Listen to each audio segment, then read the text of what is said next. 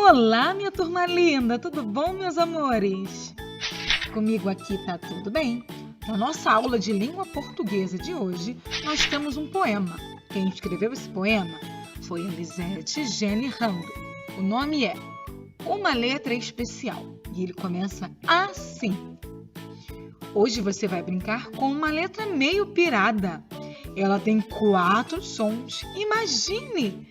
Mas que letrinha danada! Em explodir e trouxe tem o som de S. Já em fixo e axila, o seu som é de CS. Em exercício e exagero, essa letra tem o som de Z. Já em bexiga e enxugar, tem o som de CH. Deu para você notar que é do X que nós vamos falar? A letra X, que nós já conhecemos com essa grafia, e passamos a escrever com essa outra, está presente nessas palavras: xarope, xerife, xilofone, xodó e xuxinha. Hoje nós vamos descobrir que a letra X pode ter o som de S nas seguintes palavras: explosão, excursão, sexta-feira, exposição, exterior, explicar, experiência e texto.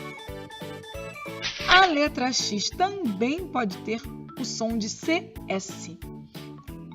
Bem aqui, na palavra box, max, axila, rex, tóxico, anexo, saxofone, maxilar. Além dessas, a letra X também pode ter o som de Z. E nós vimos isso nessas palavras: exército, exemplo, exagero, exame, existir, exemplar, exausto e na palavra exercício. A letra X também pode ter o som de CH. Vamos ver alguns exemplos.